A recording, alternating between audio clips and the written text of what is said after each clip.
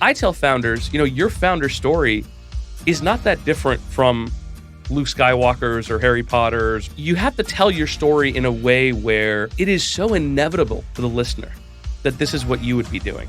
There should not be a doubt in their mind that you are the best person to save the galaxy or save the world of concrete and construction or whatever it is that you're doing. Those aspects of why you for this, why now, what is the earned secret or earned knowledge that you have? Those are all aspects of this founder of 1,000 faces.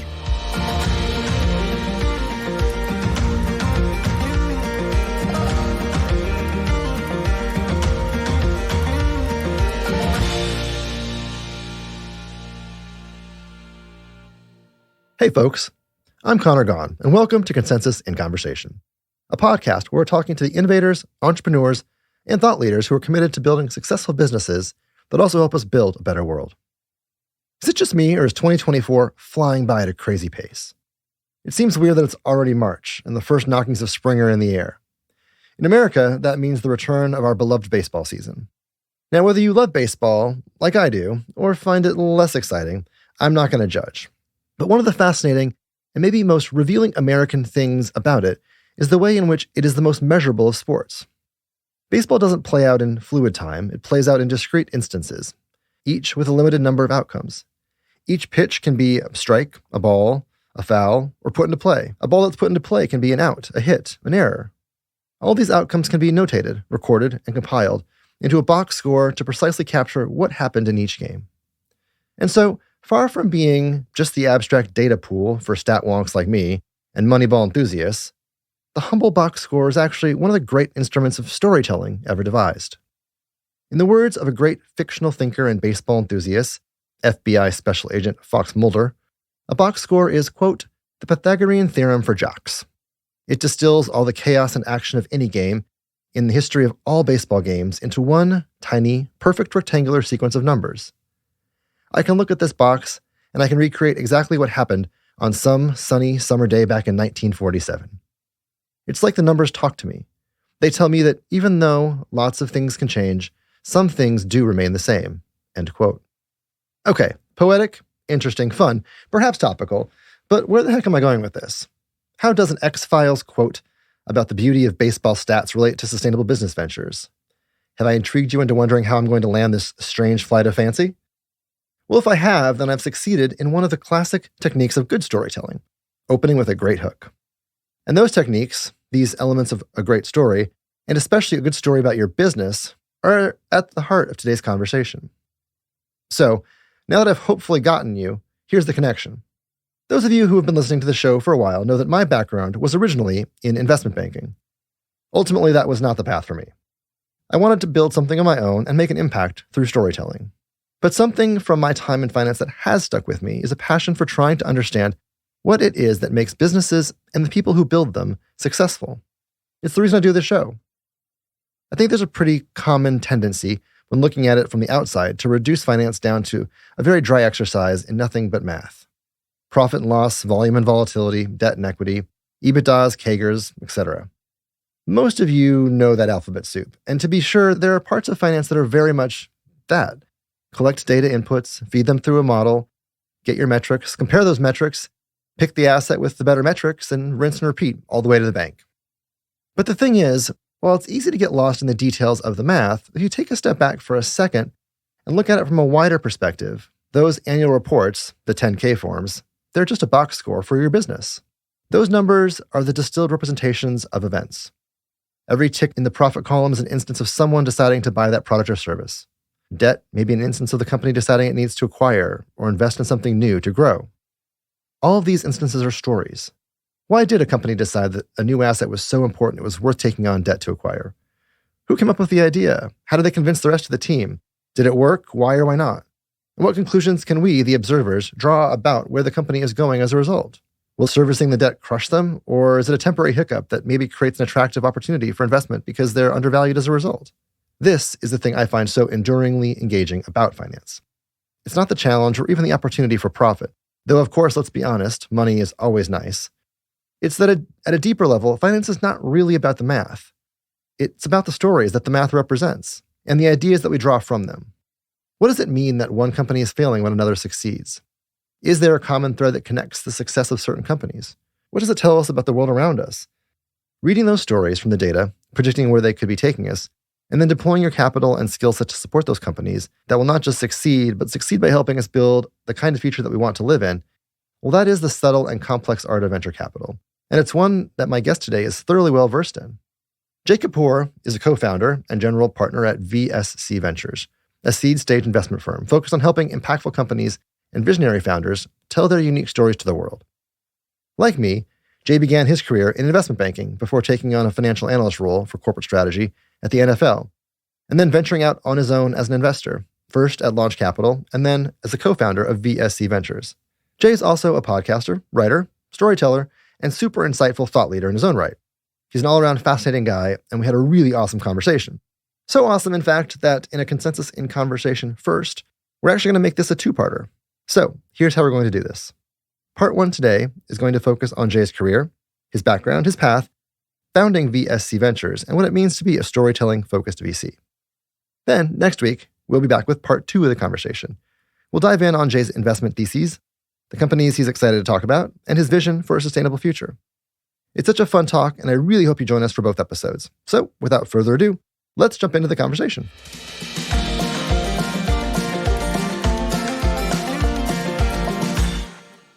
Thanks for joining me today. It is a pleasure to be on. Thank you so much for having me. Let's begin at the beginning and give us a little bit about yourself, who you are and where you're at, and where are you from originally? Grew up kind of all over the world, truthfully. If we want to go way, way back, 35-ish years, born in India, but left when I was a kid. Lived in the Middle East for a while as my dad got a job out there kind of right after the Gulf War. And so spent actually a lot of my formative years in Kuwait, which was a very interesting experience. Growing up, in the 90s, as you were seeing a lot of rapid modernization. I mean, a lot of the groundwork for what is now happening in the Middle East really started post-Gulf War and in the 90s. And then moved out, to this part of the world, initially Michigan, and then more recently New Jersey, where my family still is. But yeah, grew up kind of in a mix of cultures and a mix of religions and background experiences. And I think in some ways it's informed kind of the way that I operate and move through the world today. And then professional experience-wise, so I went to Carnegie Mellon for my undergrad, did computer information systems and finance while I was there, really kind of fell in love with the finance side of it. And so came here to New York almost 15 years ago to do investment banking. And I was working at UBS covering media and entertainment. And a lot of my colleagues at the time, they typically go into private equity or they go into, some kind of finance-related discipline. I wanted a different experience, and I happened to find a role at the National Football League. They were hiring a financial analyst. I didn't know what a financial analyst did at the National Football League, but I grew up a Giants fan, and I knew that, man, if I could work one place, here's where it would be. And the way I got that role is I sent my resume every Monday morning for 9 straight weeks to different people at the organization until finally an SVP got back to me over email. It was like, Jay, we hear you. Every single person at our company now has your resume. We'll be in touch. And sure enough, finally got in touch. And after about a month plus of interviews, I had the job. Perseverance pays off. That's what whenever I speak at colleges or speak to young alumni, I kind of say the same thing, which is like, what's the worst you're going to hear? You're going to hear no. Well, if you never sent that resume, it'd be a no anyway, right? And so from that perspective, there's really nothing to fear. You might as well go for it. And spent a wonderful 3 years at the NFL, working on a host of interesting opportunities, like bringing Thursday Night Football to CBS, working on the international game that they play in Wembley, and then even some fan experience initiatives, kind of standardizing them across all 32 teams. That is actually fortuitously how I found the startup ecosystem.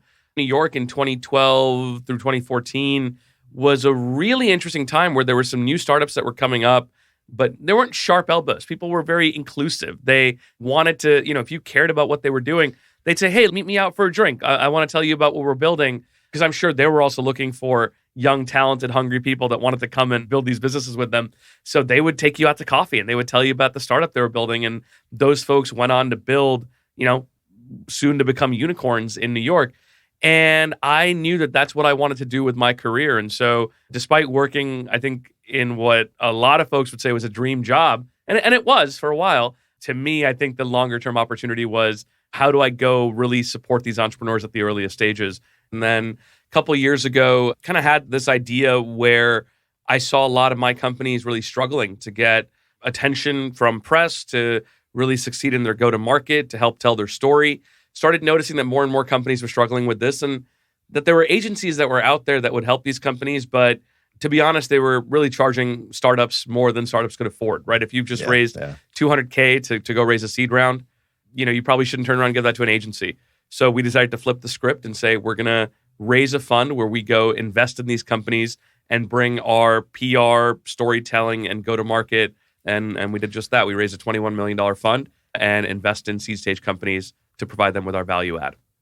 I want to rewind all the way to the beginning of that, because you said something that really piqued my interest. You talked about kind of how your background growing up in various places helped you think about, had an impact on how you look at your life and your career. Can you look back and think about how some of those formative years helped cultivate the skill set, cultivate the perspective that's made you such a successful business person, investor, communicator? I don't know if I resemble those accolades, but I appreciate hearing them.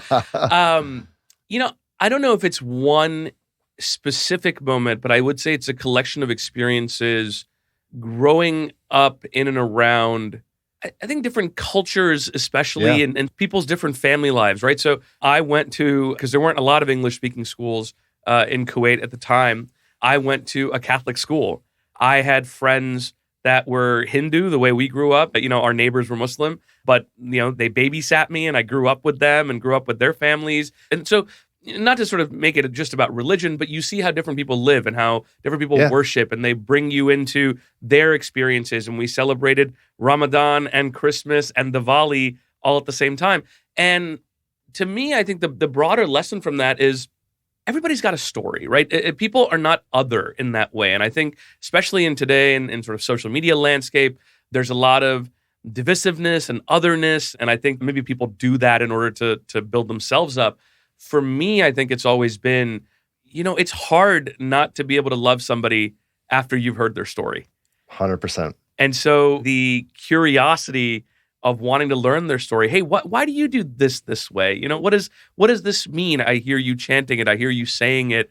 What does that mean? And so I think that was probably it, is my parents actually really wanted us to have that. And they would say, you should go spend a Sunday with them, see what they do on Sunday. Do they go to church? Great. Go to church with them. Learn what they do and experience it and be curious and ask questions.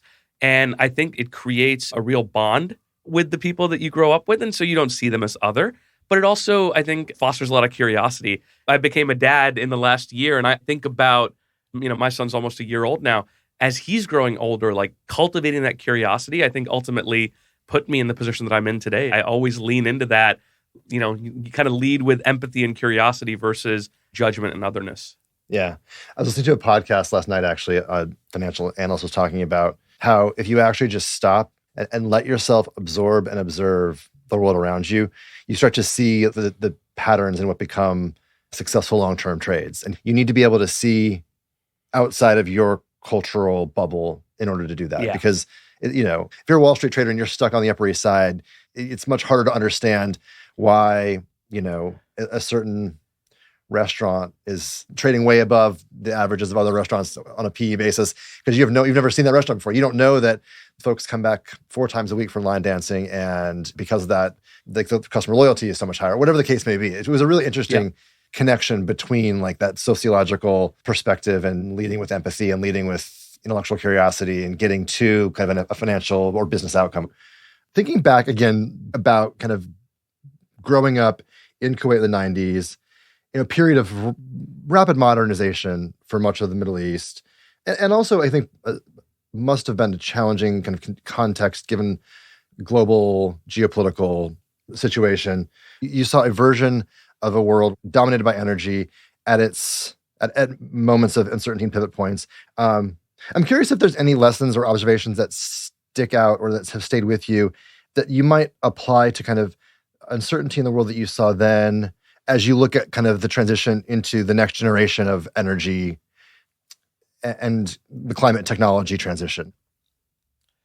Well, truthfully, I mean, I was a kid, and so I don't think I was thinking about Kuwait's energy policies so much as an 8, 9, 10-year-old in this country. But one of the things I've had a chance to go back and spend some time in the region while I was at Carnegie Mellon. Carnegie Mellon as a university is one of the universities in Qatar's university city.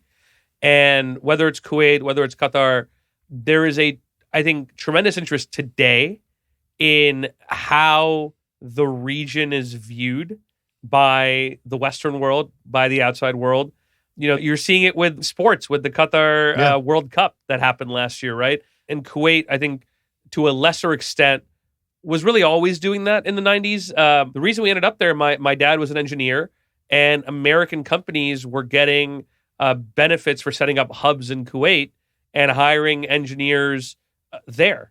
And it was a much better opportunity to come there because, again, post-Gulf War, there was a whole rebuilding, rejuvenation effort that was led by companies like Silicon Graphics, Sun Microsystems, kind of these companies that were setting up their secondary hubs or offshore hubs in Kuwait. So, looking back on it, as I sit here today, 3 decades later, the realization that these energy empires are now quickly thinking about how they present outside of being energy empires. So for Kuwait, being potentially a tech hub, having engineering there. For Qatar, the investment that they've made in University City in integrating talent at home with talent abroad, right? And for folks that don't know, University City, think of it like the all-star campus.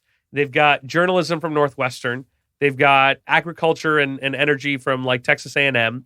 They had computer science and business from Carnegie Mellon, foreign affairs from Georgetown. So basically any campus that you look at in the US and you say, well, what is that school known for? The folks at Qatar Education Foundation went and said, we want to set up a hub here and we want to have professors spend 1 semester a year here on our campus. And I thought that was very, very interesting, very cool for them to try to lead with education as one of the ways that they are sort of reflecting their modernity as saying, hey, yes, obviously we come from this legacy of energy, but we are so much more than that.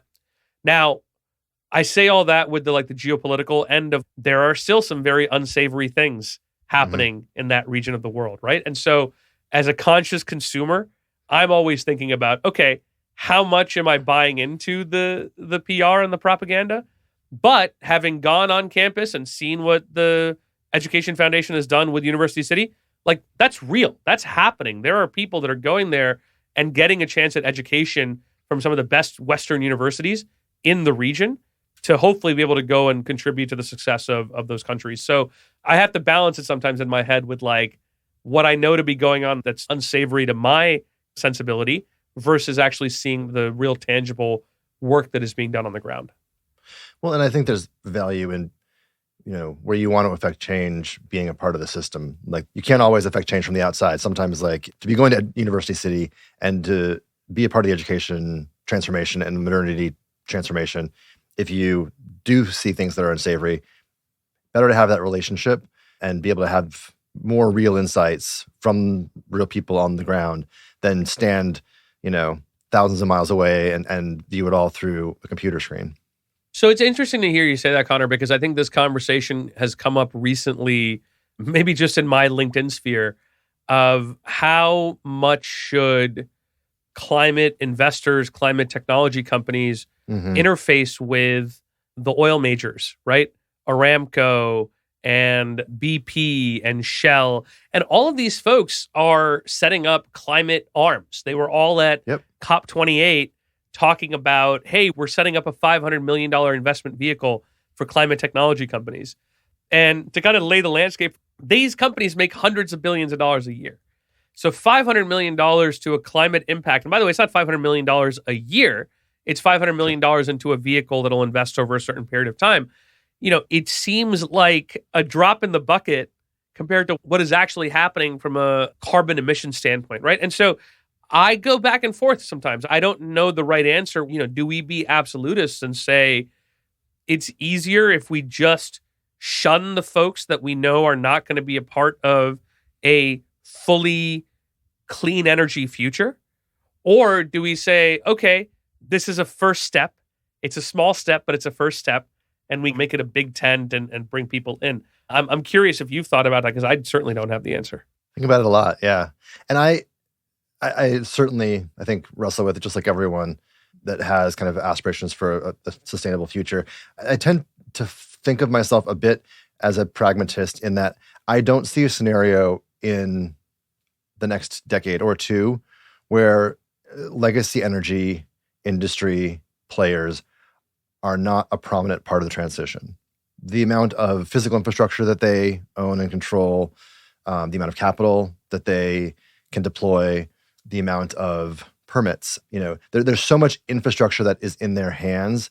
To think that we can shun an entire legacy industry and get a sustainable, clean energy future feels very quixotic to me right now. Yeah. And I think there's a sliding scale. I think some of these players you mentioned have put some money where their mouth is, have not just said the thing, but have done some things and are making real actionable strides towards a modern energy future. Others are more talking the talk than they are walking the walk. And so I think even within the industry, there's, I think a sliding scale of folks who are real about it. But I think to dismiss the industry is probably unrealistic for what would be needed. Yeah.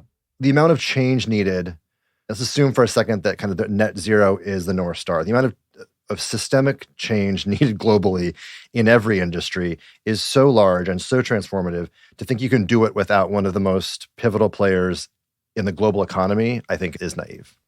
And what do you say to people that worry about co-signing all of their behavior by aligning themselves with this one little sliver of positive, right? Like they're still permitting to drill in areas that we shouldn't be drilling. They're still fracking or using techniques that are harmful to our communities, our water supply.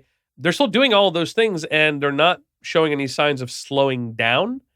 And so the question becomes like, are we co-signing all of that by saying, actually, this little sliver over here where you're investing in a solar future is actually positive? I think you've got to give people credit when they do the right thing. And because if you don't, how do you expect them to keep doing the right thing? And I think we are better off building relationships so that we can have honest and candid conversations with folks with whom we have real relationships than expecting to completely affect change yelling from the outside. Fair. I think you've got to build that relationship so that you can hold your friend accountable and say, hey, we supported you and helped move the needle with the permits you needed to get the solar fields you wanted built. And you guys have done great work in this community in that way. And let's figure out where we can go do more good work together, because some of this other work you're doing is not good work. And we're not going to be afraid to tell you that. That's how I look at it, I think. No, I appreciate your insight on it. Like I said, I'm still grappling with it myself. And so it's always helpful to hear how somebody else thinks about it. Sorry, I didn't mean to take over your show. I just went right into interviewer mode, given that I'm a podcaster. So sorry about that. I love it. Let's circle back a little bit. I'm curious, did you, always want to be in finance, always want to be in business? Did you know that was the path for you growing up? Growing up, no. Growing up, I wanted to go work for the UN or the State Department, actually. Oh, interesting. That was, yeah. I think through a series of conversations with people that were doing those jobs, I realized that they looked a lot more glamorous from the outside than they were from the inside. I thought I'd be doing, what they do on the West Wing or whatever. And so ultimately, it sort of, disabused me of that being a career path. I think finance particularly has a great sort of catch-all for people who are ambitious, smart, kind of driven, but directionless. And I think that defined me in my kind of late teens, early 20s. I had big ambitions.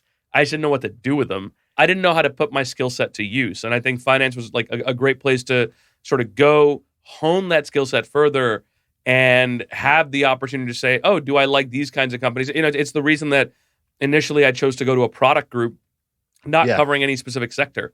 And so I got to cover real estate and cover industrials and cover media and started gravitating towards one versus the other. Some folks come in knowing I want to work on, airlines, or I want to work on this particular category and just be a specialist in healthcare. And that wasn't me, right? And so that was ultimately, I think, the biggest driving reason. Come out of college with a job that your parents can be proud to tell their friends about. But then also at the same time, you get the opportunity to think about what it is that you want to do. And very quickly, I think I realized that was media. Only later have I sort of seen, again, you live life in dots, you connect them in lines. Looking backwards, I go, oh yeah, ultimately this happened and this happened and this happened. And as a result, it sort of put me there. I think it would be disingenuous to say that was always the plan. And then, the NFL, we could probably spend an entire episode on what you learned Sure. in that ecosystem. But the first question that comes to mind, which I think probably segues into a whole slew of lessons and learnings that informed how you think about marketing communications for your portfolio companies and in general. When you think about a brand and an entertainment product as big and as powerful as the NFL, brand stewardship is the easy part to understand how you think about communications and marketing from a brand stewardship perspective. But I think what's much harder for me to wrap my arms around is how do you even conceptualize taking something so big and so powerful and growing it? It's a great question. Roger Goodell, Commish, had set a goal, a pretty ambitious one, I think, of getting the $25 billion top line by 2027 for the NFL. And when I joined the NFL, we were probably just over $11 billion in top line. That was 2012, right? So the goal was in 15 years that you wanted to more than double, right? Where would that growth even come from? Don't you feel like, the NFL is so saturated? One of the things the NFL, I think, did really well and has continued to do really well is understand the value of the brand in regards to sponsorship, right? So new category creation, that continues to be one of the great ways that the NFL grows its properties. TV deals and digital deals continues to be a great way to grow their properties, right? It used to be that there were just 4 networks that you would go and see games on. Yeah. ABC, which, is ESPN, CBS, Fox, and NBC. Now, over the last decade, saw Twitter get NFL games for a while. You saw Amazon and Twitch have them. So I think the NFL has been really smart about seeing who is out there that really wants the alignment with the shield and sees the value of that. And then very creative in terms of how they structure those relationships so that there is a steady kind of baseline of income that's always coming in. And the reason for your listeners that, that's important is that amount of money is how the teams get their revenue, right? A big component of their revenue in order to pay the players. So if there's a lot of fluctuation in the top line, if it's 11 billion one year, it's 12 the next, it's 9 the next year. Well, what that doesn't allow you as a team to do is think about long-term planning and think about the contracts you're going to set up with your players. If you're going to pay Patrick Mahomes on a 10-year deal, you got to know the money's going to be there. And so one of the really smart things the NFL has done over the last, 20 years as a student of kind of the history of the league, even back to the CBA negotiation before 2011, is making sure that there would be labor stability, making sure that in that stability there were always step-ups as the market value of the brand grew, but that there was always a floor. And so the NFL did a really good job of establishing a level of stability while still keeping an eye on growth. And then, you highlighted one example of something that you worked on, which I'm curious about. The expansion into Wembley. Yeah. This I'm going to call it a tiptoeing overseas, because they haven't necessarily just jumped all into the deep end. But it's for such a uniquely American entertainment product. What was the process like to think about that expansion in the front row? One of the things that the NFL had been doing since the 80s was playing exhibition games over in the UK and Germany. And then, at some point there was NFL Europa, there was a spring league. And I think there was a host of these tiptoeings that the NFL tried, but never kind of went all the way in on for a host of reasons, right? Despite what it might look like from the outside, the league, even when I was there, was a very data-driven organization. And we looked at, okay, what is the fan data telling us? What's the viewership data telling us? What's purchase data telling us? And one of the things that we understood was, the long tail effect of having a game in person in the UK was actually huge across all our properties. So for example, every time there was a game, let's say there was only one a season, right? That after that one game, digital signups went up, fantasy signups went up, jersey purchases went up. So there was almost like a halo effect. So the question becomes, well, can you extend that halo effect just as the long tail of that halo is waning? Do you do another game? And continue and sort of build on that. And so a lot of the work and the groundwork that I laid out with the international team while I was there was, what does this do for our other properties in terms of growing the fan base? The game itself is almost like it's the first step. It's the first stage. Top of the funnel. Totally, right? It's top of the funnel. Yeah. Now that you've got this dedicated audience, a lot of whom are not expats, right? Some people were. A lot of people, initially that would come to the game, the first ticket sales might be to American expats that really wanted to see their Green Bay Packers when they were in the UK. But you're going to bring your buddies along and you're going to experience tailgating because they don't really tailgate before Premier League games, right? So let's experience tailgating. Let's show you what that looks like in an American context. All of that became a part of the experience. I think that's one of the things the NFL does exceptionally well is building an experience not just during the game, but before and ideally after as well. Yeah. I did my first EPL game in Manchester over Boxing Day this year. And oh, wow. They do not tailgate, but they got their own traditions. And it's pretty... it's a pub culture, right? It's like you go into the pub and then you stumble out to the game. Yeah. It was a riot. It's interesting. We've had a ton of folks who are in the impact space today, but who have backgrounds in sports on this podcast. Really? Yeah, like Roger McClendon, who runs the Green Sports Alliance, Rick Fox, former LA Lakers champ, now CEO and founder of Partana. I met Rick Fox many years ago. I mean, he is just an absolute joy to hear speak, and he speaks so passionately about these causes that he's involved in. And so I love that somebody like that is making this a priority. Yeah.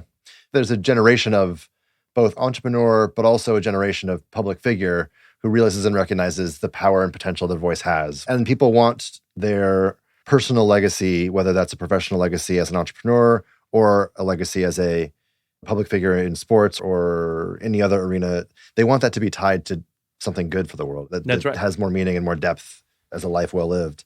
So let's talk about your founding story. Where did the idea come from for VSC? It's actually an interesting founding story because it's two founding stories that came together. I'm here in New York thinking about all the companies that I invested in while I was at my last fund, Launch Capital. And Launch, I led our seed practice there. We had about 100 million AUM. We had invested in 70 plus companies. And one of the things that we were doing, because we were board members and board partners, we were helping them with a whole host of things post our investment, right? And if I'm being very honest, we were doing too many things and not enough of them well enough. Right? So you're helping with hiring, you're helping with sales, you're helping with marketing and design, and you're not really able to be best in class at any of them. The one thing that we were actually very good at was creating content. And some of that came from just my background, having been in and around media and creating first written content, and then now more recently podcast and video content. And I started noticing, okay, well, more and more folks need this support. Is it possible for me to build a fund where media and content and storytelling is the reason that these entrepreneurs would want us to be in their cap table? My philosophy is the best founders are going to get to pick their investors, right? For a long time, it was about one-stop shops. It's a big fund that's raised multi-billion dollars. They have a massive platform team. If you bring them onto your cap table, they will be your one-stop shop for all these different services. And I think that trend has changed. I think now I want to put together a cap table of the best 4 to 5 investors when I'm taking on capital. Let's say it's a $4 million round. My lead's going to take $2 million. Great. The remaining $2 million, I'm going to split up in $500K across 4 funds that are going to bring tremendous value add to me. This person is best in class in hiring. I want them. They're great in sales and BD. I want them. VSC is going to do my PR. Great. I'm going to bring them on. And then maybe there's some strategic angels or people that are going to make customer intros or whatever. And if that's the case, then I wanted to build a fund where we would be top of mind for that one value add. So I'm telling this story to one of my co-investors, somebody that I had as a mentor and had co-invested with in a few deals in my last fund. And he says, "You're the second person to tell me this story." And I go, "Wait a minute, who's the first?" He says, "Get on a flight, go to San Francisco and meet Vijay Chattha." And I go, "Okay, who's Vijay?" Vijay started VSC, a PR agency, almost 20 years ago, and has worked with some of the most iconic consumer and B2B brands over the last 20 years. Poshmark, Tonal, Nearpod, Mammoth Biosciences, and across the board worked with these companies from their earliest days, helping do their PR, go-to-market, and storytelling. Over that time, he started angel investing in some of these companies when he could. He did some equity for services when these startups couldn't afford it, because ultimately a lot of startups at the earliest stages didn't have the money to pay for an agency. Most agencies would turn them away. Vijay, spirit of an entrepreneur, got creative and said, okay, we'll figure it out. Let's, defer the cash payment, or we'll do an equity component, or we'll angel invest in you and we'll do the work as an angel. Like, we'll figure it out. And ultimately in that, he ended up becoming very successful with some of those companies. And so that's how we came together. Me from a traditional investing background and finance background, knowing how to build and structure and run a fund, and him having a deep expertise in what works, what gets covered, what do people want to talk about, how do these founders present and position their stories to different audiences, right? I always say when you're doing PR, you have one of three audiences you're going after: customers, employees, or future investors. And the tough thing is those three audiences don't always want to hear the same message, right? Investors want you to talk about the big billion-dollar vision. Employees want to know, hey, is this a great place to work at? Customers want to know, does this solve my problem? Those are three very, very different things that you're trying to hit sometimes with the same story. And so having a trusted partner on your cap table that's long-term aligned with you, our founders have really resonated with that. So I tell people, so far, so good, right? We are going to make about 36 investments out of this fund. We've done 18 so far. The majority of those companies have worked with VSC as their PR launch go-to-market partner, because they see the value add of having it early on. And because we're long-term aligned with them, it's better than them going to pay a vendor externally to go do that work, right? And so that's kind of how the founding story came together. It was like the peanut butter and chocolate of two people, great tastes go great together. That's how we came together to build this. I think there's something really important for startup world in here. The barrier to entry for creation of new companies is ostensibly lower than it's ever been, right? It's much, much easier to start something. And in fact, I think we saw during COVID and the spotlight on the creator economy, like a preponderance of businesses coming into the world. What's harder than ever is to be noticed and to tell your story. Yeah. And those two things obviously are intimately related. So it makes a lot of sense, this concept of having kind of a venture partner that knows and understands the power of storytelling. If you think about whether it's from your portfolio or just in general, what you're learning and seeing in the market, is there anything that you can kind of point to that you think are the key elements of a good story for a startup? Yeah, it's something we think about a lot. I think a good story for a startup can be split into two things. There's a good story for the company itself. Why does this company need to exist? Who is it for? What problem does it solve? What toothpick and bubblegum solution is it replacing? So that's kind of the startup story.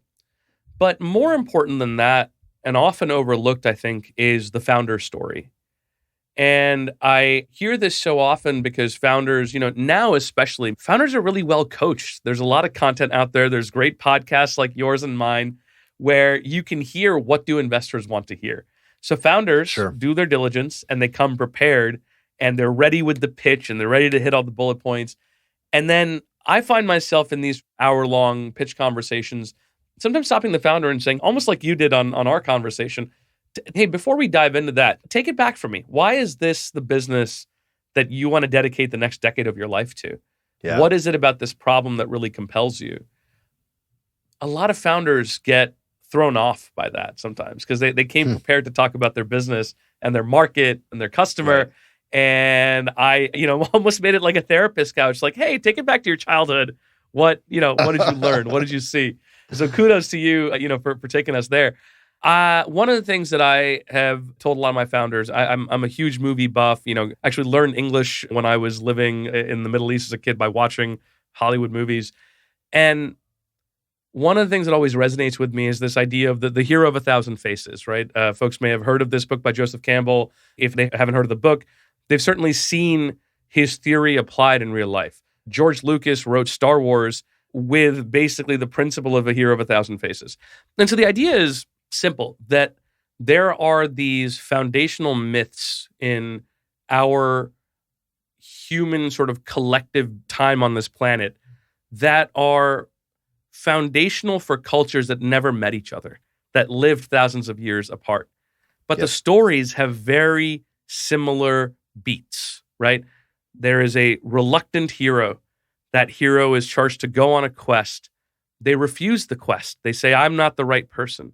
But then something changes in their life that compels them to say, it is my duty, my responsibility to go take on this quest. As they go on the quest, they find people that support them and give them the tools they need to actually go and enact the change. They have apotheosis and all these sort of learnings. And then at the end of it, they are changed for the better. I'm summarizing a 2,000-page book. But ultimately, I tell founders, your founder story is not that different from Luke Skywalker's or Harry Potter's or whatever, right? The orphan component of both of those examples aside. You have to tell your story in a way where it is so inevitable to the listener that this is what you would be doing. There should not be a doubt in their mind that you are the best person to save the galaxy or save the wizarding world or save the world of concrete and construction or whatever it is that you're doing. But you tell your story in that way. And so it's almost this working theory of a founder of 1,000 faces, which is every founder story is kind of the same, but it has different beats because your lived experience is different. Your childhood is different. The companies you worked at, the founder market fit that you gained by working at those companies is different. But how you tell the story has some of the same beats. And so I gave you that very long anecdote to bring you back to the question you asked. The components of those stories often results in a couple of questions. Why me? What is it that I know and have learned that I don't think most people know how to do? Why me for this, right? I could be doing so many things with my skill set. I could be making $500,000 working for Amazon or Apple or wherever, but instead I'm cutting my salary, by 40%, 60% to come work on this problem because this is the problem that's going to define our generation. Climate change has actually been really beautiful for me because so many of these folks are just so compelled by it, right? And a lot of these stories, especially for founders that are in their 30s or something, say, I was working at this software SaaS company and then I had a kid and I looked at my daughter and I was like, I got to go work on something that's meaningful for her life. And you don't have to be a parent. You just have to find your own connection to why you're working on this problem. And here's why that's doubly important. Because it's not just about selling that story to an investor. When you go out and recruit your first 10 employees, provided you don't just, grab them from the last company you worked at, you have to convince them that this is something that you're going to work on, that you're committed to, that you're going to be the hardest working person in there. And you have to convince them to give up more lucrative opportunities to come work for you because the equity that you're building together is going to be worth something. Yeah. And so I think those aspects of why you for this, why now, what is the earned secret or earned knowledge that you have that somebody would have to go spend 10 years in the mining industry to pick up, but you've spent those 10 years. Those are all aspects of this founder of 1,000 faces, right? It's all the same. The beats are the same. How you fill those beats is ultimately unique to you. Yeah.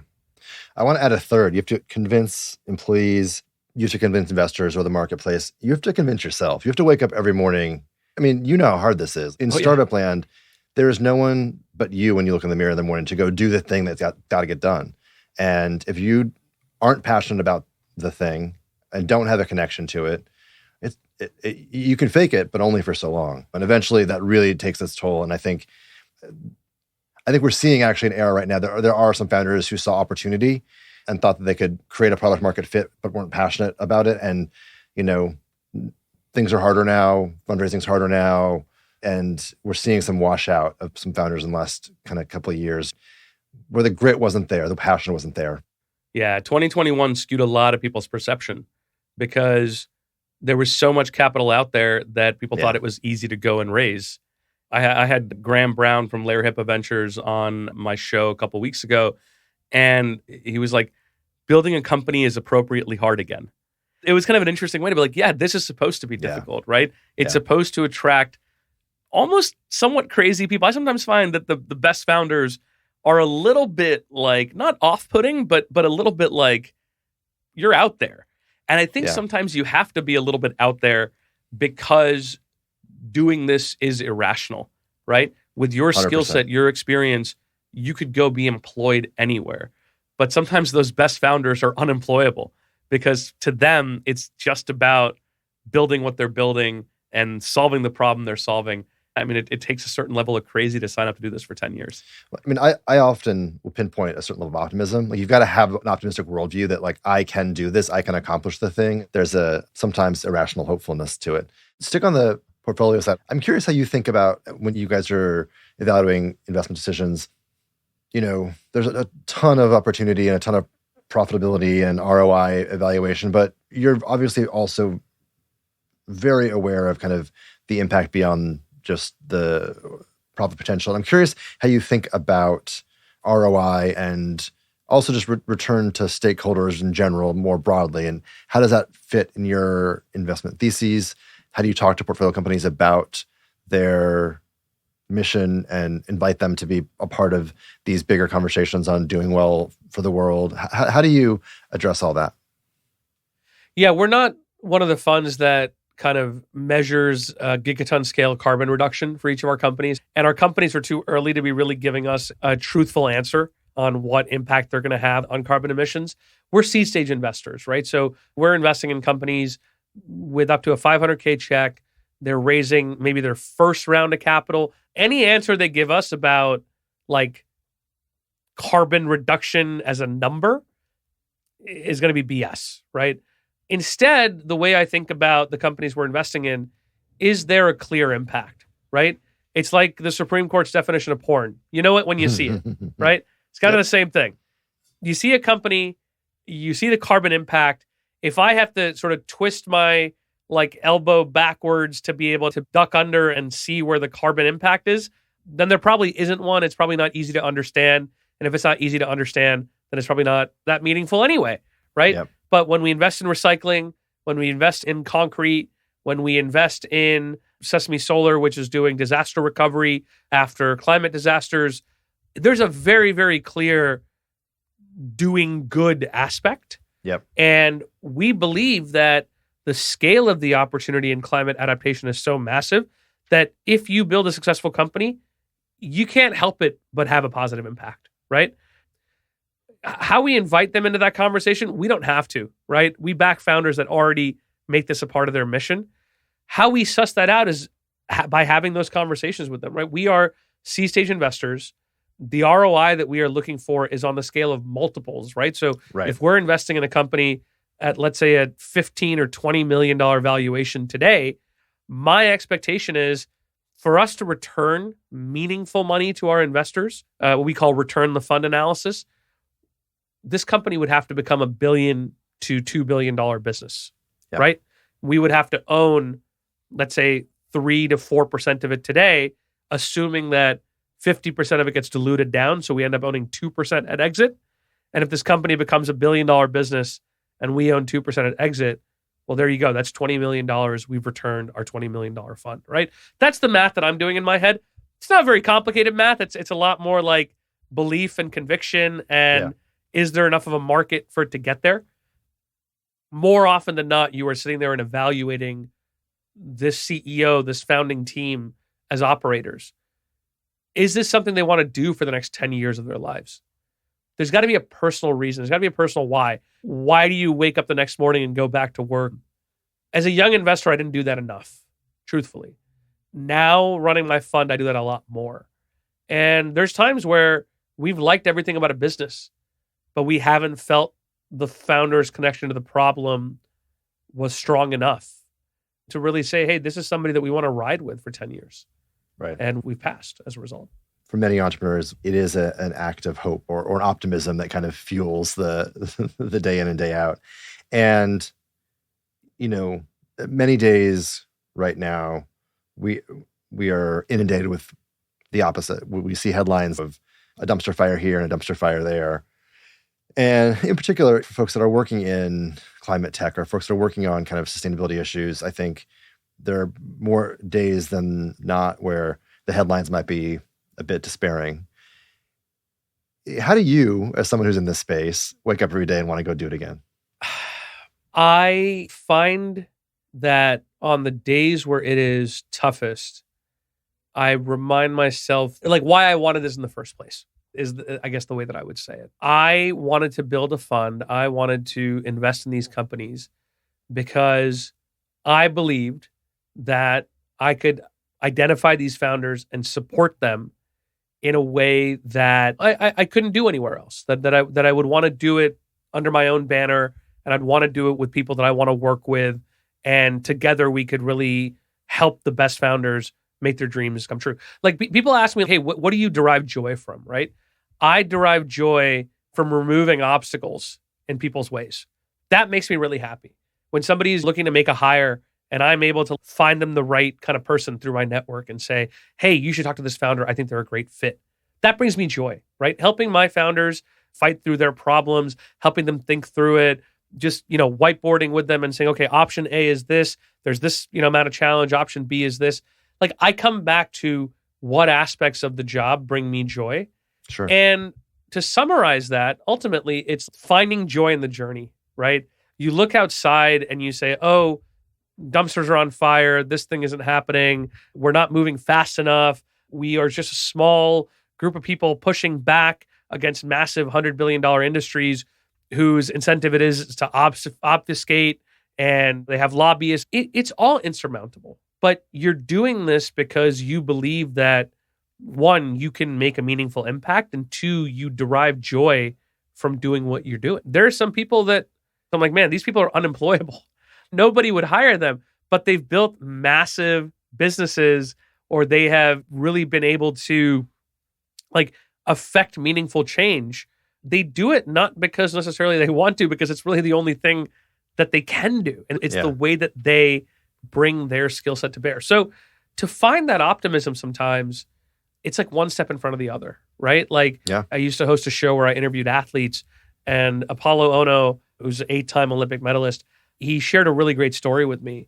He said, I won the gold medal at the Olympics, and it took me, 4 years of nonstop training and injury and 4 a.m. wake-ups and 2-a-days and all this stuff. And then after I won the gold, I get up on the podium, people clapped for 30 seconds, and then I hopped off. And I felt hollow. And I was like, that was it? 4 years of my life for those 30 seconds that I was up on the podium and somebody put a gold medal around my neck, and that's it? And, he shared that he kind of went through this whole journey where he realized that if he put his happiness on the outcome, he was always going to find reasons that made him unhappy, right? He was always going to look outside and say, I am not doing enough. This outcome is too far away. And ultimately, it just came back to, okay, you want to reach an outcome, break it down into its component parts. If you need to get somewhere in 4 years, what do you have to be doing in 3 years, in 2 years, in 1 year, 6 months, 6 weeks, 1 week today? And if you break it down like that and you find joy in those steps, then not only will you surprise yourself by how quickly you actually achieve that outcome, you will be much happier for it when those external distractions, those challenges get in your way. So I share all of that to say, yeah, man, like anybody else, we have tough weeks. We've had a tough year with a lot of companies in our portfolio that we thought were doing incredibly well, but struggled to go out and fundraise because that's where the market was, right? It really makes you sit there and go, did I pick the right company? Am I good at this? Is this the right thing to do? You have to ultimately find joy in the journey. And for me, it's like, okay, what do I enjoy? I can't control the outcome. I can't control whether this company goes out and raises their next round of funding. What I can do is help them. So let me go and make those intros. Let me go and build those relationships. Let me go and try to remove their obstacles. And that's what keeps me optimistic, that I can't control the outcome, but I can control the effort that I put in. And as long as I do that, then, when my head hits the pillow at the end of the night, I can still be happy. I love that. There's 10 questions and they just keep coming as you're talking. And so I'm wondering if we try to do this as a two-parter, because I actually think there's so much fun stuff. I'm okay, what's exciting in the portfolio? What's exciting in technology? What are you seeing that, changes the world for the better, and make that a whole separate episode? I'm totally down. I think your questions are great. They're super well researched, and as you can tell, I have a lot to say.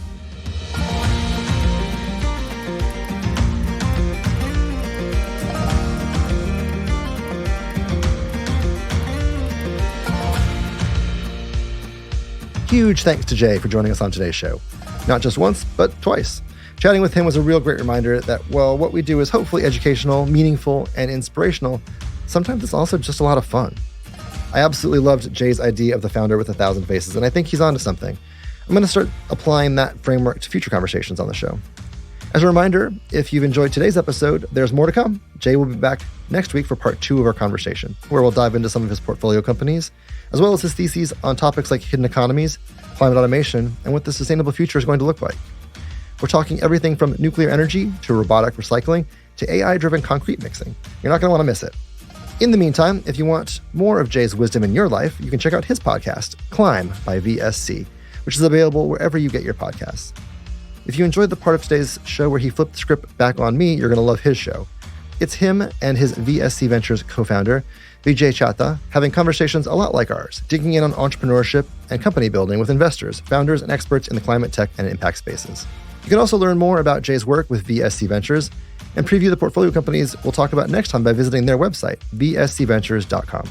And you can connect with Jay himself on LinkedIn at Jay Kapoor, or on the app formerly known as Twitter at JKapoorNYC. We'll have all the links for you in the show notes. As always, if you have any questions, comments, or ideas sparked by today's conversation, or a great idea for a future conversation, you can email us at cic@consensus-digital.com. That's cic@consensus-digital.com. Or you can connect with me directly on LinkedIn or Threads at ckgaughan. That's at CKGONE. We would love for you to reach out and join our community. Finally, if you like the show today, please give us a follow, a like, or leave a review wherever you listen. It really helps us to grow our reach and continue bringing you more awesome conversations with the business leaders you want to hear from. Thanks, everyone. We'll see you next week with Jay Kapoor for part 2.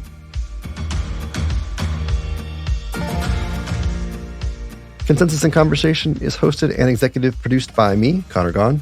The episode was produced by Will Gatchell and Jeff Rock with editing from the good folks at Reasonable Volume. Special thanks to the Consensus team, including creative director Kate Tucker, Greg Hergel on research, and Patrick Gallagher on strategy. Consensus in Conversation can be found on Apple Podcasts, Spotify, YouTube, or wherever you listen. Consensus in Conversation is a podcast by Consensus Digital Media, produced in association with Reasonable Volume.